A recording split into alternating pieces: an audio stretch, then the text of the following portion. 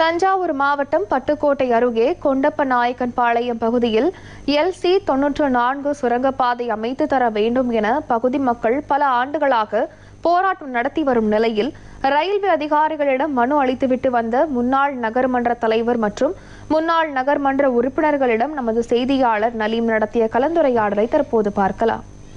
நகர் பட்டக்கப்பாளையம் பகுதியில் LC 94 சுரங்கப்பாதை அமைத்து தர வேண்டும் என்று அப்பகுதியை சேர்ந்த மக்கள் முன்னாள் நகர்மன்ற உறுப்பினர் கவுன்சிலர்கள்லாம் தற்போது ஆர்ப்பாட்டத்தில் ஈடுபட்டு தற்போது ரயில்வே அதிகாரியிடம் மனு கொடுத்துருக்காங்க.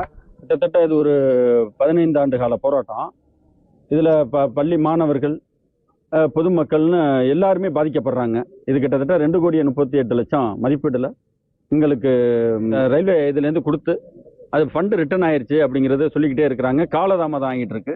இதற்கு ஒரு நிரந்தர தீர்வு வேணும்னு தான் இன்னைக்கு ஒரு ஆர்ப்பாட்டத்தை பண்ணி அப்புறம் இங்கே கொண்டாந்து நம்மளுடைய காவல்துறை எல்லாம் சொன்ன கோரிக்கையை ஏற்று இங்கே ரயில்வே பட்டுக்கோட்டை ரயில் நிலையத்தில் உள்ள அதிகாரிகளிடத்தில் மனுவாக கொடுத்துருக்குறோம். கிட்டத்தட்ட 10,000க்கு மேற்பட்ட மக்கள் இந்த நகராட்சி சார்பாக 3 வார்டுலையும் வசிக்கிறாங்க.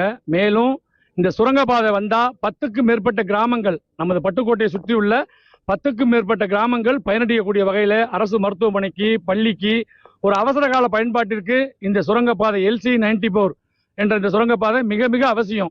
இதை ரயில்வே போர்டு பொதுப்பணித்துறை அதிகாரிகளோட அலட்சியத்தாலும் நகராட்சி நிர்வாகத்தினுடைய அலட்சியத்தாலும் தான் இந்த பணி 2,30,00,000 ரூபாய்க்கு மேல நிதி ஒதுக்கீடு செய்து பல ஆண்டுகளாக அந்த பணியை நிறைவேற்றாம அந்த நிதி திரும்பி போகின்ற அளவுக்கு செஞ்சுட்டாங்க.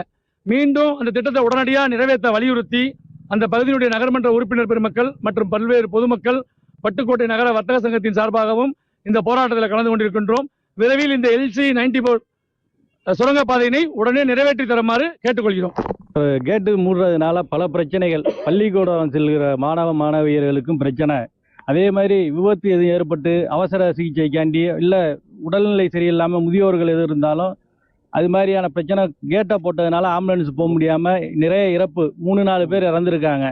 இதை கவனத்தில் எடுத்துக்காம அலட்சிய போக்கில் மத்திய மாநில அரசு இருவரும் இதை கண்டுகொள்ளாமல் இருப்பது தான் எங்களுக்கு மிகுந்த வேதனையாக இருக்கிறது. அது மட்டும் இல்லாமல் இதே நிலை நீடித்தால் வரும் 5 நாட்களுக்குள் பொதுமக்கள் அனைவரையும் திரட்டி, ஏன்னா இங்கே 3 வார்டு, பட்டுக்கோட்டையில் 3 வார்டு மற்றும் 10 கிராமங்கள் இருக்குது இந்த பயன்பாட்டில் இருக்கிறதுனால அவங்களுக்கு ரொம்ப பாதிப்பாக இருக்கிறதுனால கண்டிப்பாக ஒரு மாபெரும் ரயில் மறியல் போராட்டம் விரைவில் நடத்தப்படும். நியூஸ் 7 தமிழ்.